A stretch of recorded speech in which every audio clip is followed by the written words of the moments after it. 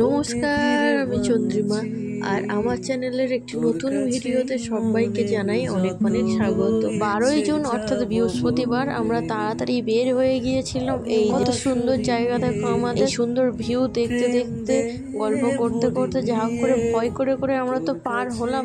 তোমরা একবার জাস্ট ভিউটা দেখে নাও, কতটা সুন্দর ভিউ তোমরা দেখতে পাবে। এখান থেকে আসলে গেলে তোমাদের প্রাণ হাতে করে নিয়ে যেতে আসতে হবে, এরকম একটা ব্যাপার।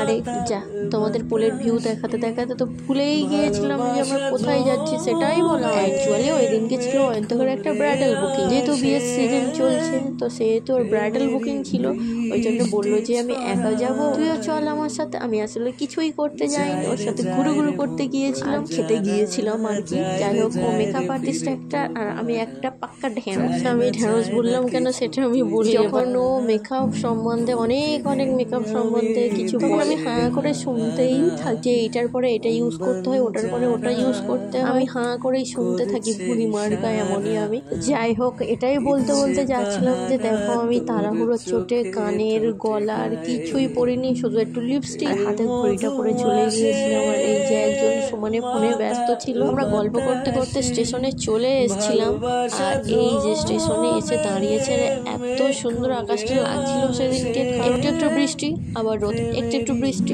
আবার রোদ, এই হচ্ছে। তার উপরে পচা গরম, কেমন লাগে বলো তো। এই আমাদের ট্রেন মামা চলে এসছে, চলো ট্রেনে উঠে পড়ি।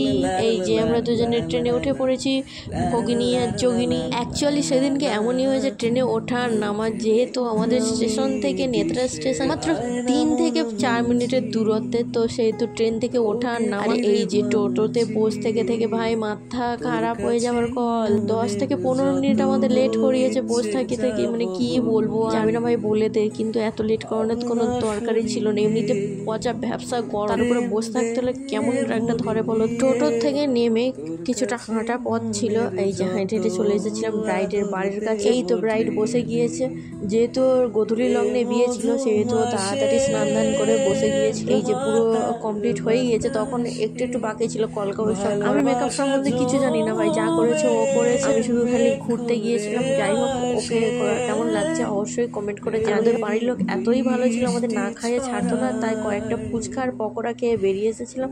আমাদের বাড়ি আসতে হবে তো নাকি, রাত হচ্ছিল তো, তাই জন্য কয়েকটা ফুচকা আর পকোড়া খেয়ে বাড়ির দিকে পাড়ি দিলাম। আর এই তো স্টেশনে নেমে গিয়েছি, কি ছিল জানি না ভাই, এত কেন ভিড় হয়েছিল সেই দিনকে। ট্রেন থেকে নামার পরে কিছুক্ষণের মতো চলে এসেছিলাম বাড়ি, তারপরে থেকে আর কোনো ক্লিপ নেওয়া হয়নি। আজকের ব্লগটি এখানেই শেষ করছি, কেমন লাগলো অবশ্যই জানিও। দেখা হবে পরবর্তী কোনো একটি ব্লগে।